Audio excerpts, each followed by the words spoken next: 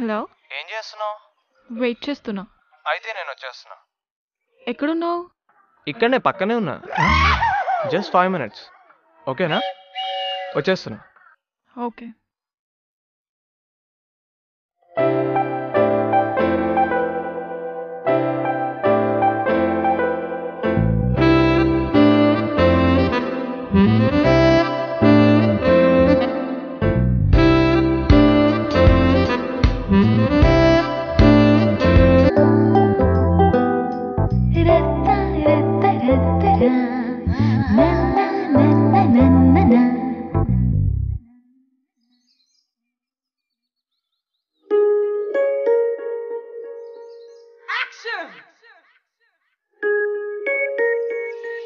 Stop.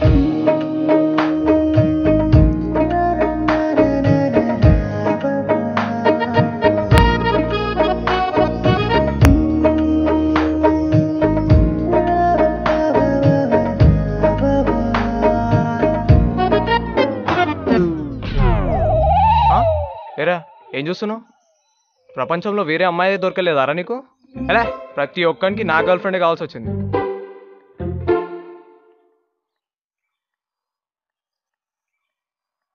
ఆడ తెలుసా నీకు? రే ఆపో ఇంకా. ఏమో, ఆడు కూడా రవిగాడిలాగా బాగా క్లోజ్ ఫ్రెండ్ అనుకున్నా. పాపాత్ముడికి పసిపాప పాల డబ్బాలో పాలు కూడా పచ్చగానే కనిపిస్తాయిరా. అంటావే అంటావు. నాతో ఫోటో అంటే కిలోమీటర్ దూరంలో నిలబడతా. అదే ఆ రవిగాంతో ఫోటో అయితే మిల్లీమీటర్ డిస్టెన్స్ లేకుండా వాడికి ఫీవర్ అంటే ఫ్రెష్ ఫ్రూట్స్ తీసుకొని వాడింటికి పరిగెడతావు. అదే నాకు టైఫాయిడ్ అన్నా కూడా టేక్ కేర్ అని మెసేజ్ పెడతావా? నాతో కాఫీ డేలో కాఫీ తాగడం మాత్రం ఎవరన్నా చూస్తారంటావు. ఆ పేవర్స్ గాడితో బరిస్టాలో బర్గర్లు మాత్రం బయట కూర్చొని మరీ తింటావు.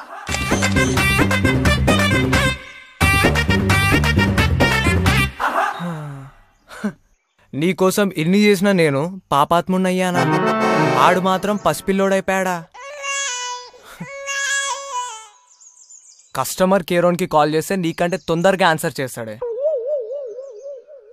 అయినా నాకు తెలియక అడుగుతాను, ఆ ఎదవ సందకేం పనిపాటు ఉంటుందా? అయితే రోడ్ల మీద చిల్అవుట్ లేదా ఫోన్లలో హ్యాంగ్అవుట్. ముఖ్యంగా ఆ ఎదవకు చెప్పు, డబ్బులు ఎక్కువైతే దానం చేయమను, పుణ్యం వస్తుంది. అదే నీకు అడ్డమైన గిఫ్ట్లు కొన్నాడనుకో, నాకు మాత్రం చిరాకు వస్తుంది. Rakesh, it's not like that. ఏంటి it's not like that? And పిక్కి లైక్ కొట్టి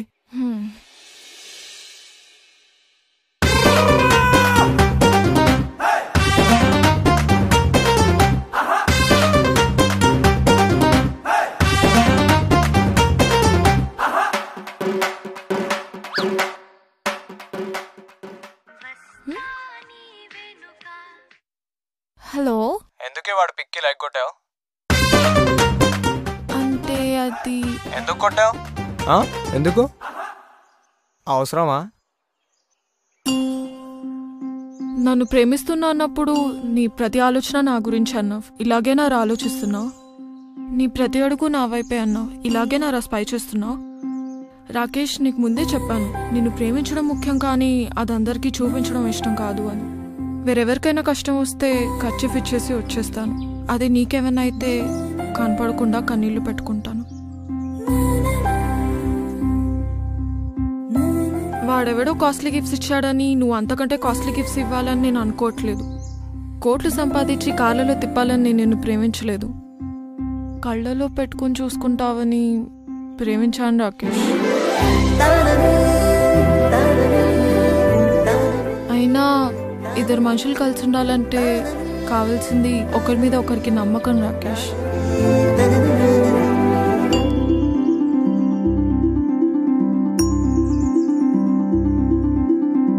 ఒక అబ్బాయికి బాగా తాగే అలవాటు ఉందని తెలిసి కూడా ఒక అమ్మాయి ఎందుకు ప్రేమిస్తుంది అంటే ఆ అబ్బాయితో అలవాటు మానిపించగలనన్న నమ్మకంతోనేగా. ఒక అమ్మాయి 6 మందితో క్లోజ్గా ఉన్న అబ్బాయి తనని ఇష్టపడుతున్నాడు అంటే ఆ అమ్మాయి తనదే అనుకొని తను తప్పు చేయదు అన్న నమ్మకంతోనే. ఆ నమ్మకాన్ని ఒమ్ముపాలు చేయను నేను ఎప్పుడు.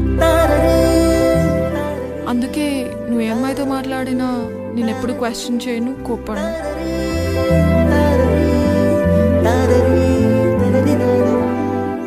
ఎందుకంటే ఒకరిని మనస్ఫూర్తిగా ఇష్టపడితే ఆ ఇష్టం జీవితాంతం ఉంటుంది. రే, నాకు ఒక విషయం చెప్పు. ఇప్పుడు మీ ఇంటికి చుట్టాలు వచ్చారని మీ అమ్మ వాళ్ళకి ఎక్కువ వడ్డిస్తే నీకంటే వాళ్ళు ఎక్కువనా? ఇక్కడ వీడు అంతే, వాడు నీకంటే ఎక్కువ ఎప్పటికీ కాలేడు. ఎక్కువ కాదు, అసలు వాడికి నీకు సంబంధమే లేదు.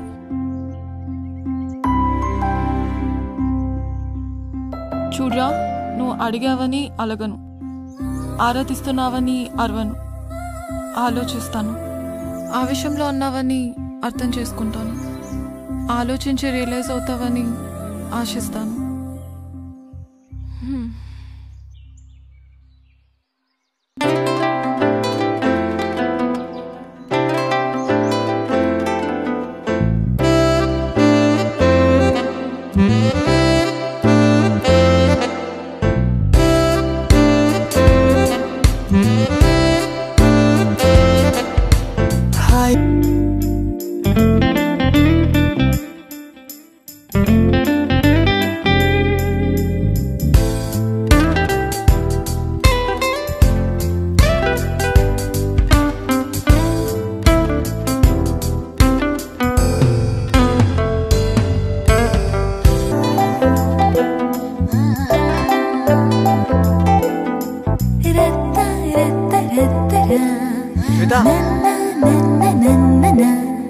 శ్వేత,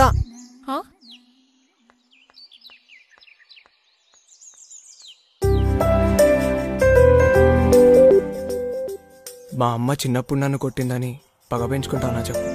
ఇది అంతే. నీ మీద నాకు ఎప్పుడూ కోపం రాదు, ఎందుకంటే నేను మామూలు అమ్మాయిలా కాకుండా మా అమ్మలా ప్రేమించాను. నువ్వు అందరికంటే నన్నే ఎక్కువ ప్రేమగా చూసుకోవాలని చిన్న ఆశ, అంతే. తన కోసం 11 ఏళ్లుగా అరణ్యవాసం చేసిన సీతను రాముడు అగ్నిప్రవేశం చేయించాడట. అలాగని సీట్సి రాకపడిందా చెప్పు? నేను ఆఫ్టర్ ఆల్ రాకేష్ గారినే. అలాంటి నాకు నా శ్వేతే నా సీత. అప్పుడు ఆ మాత్రం పొజిషన్నెస్ ఉండదా చెప్పు?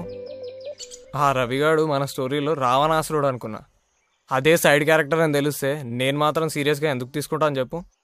ఇంకోసారి రవిగాడు కాదు, రావణాసుడితో హ్యాంగ్అవుట్కి వెళ్ళినా నేను అస్సలు పట్టించుకోను.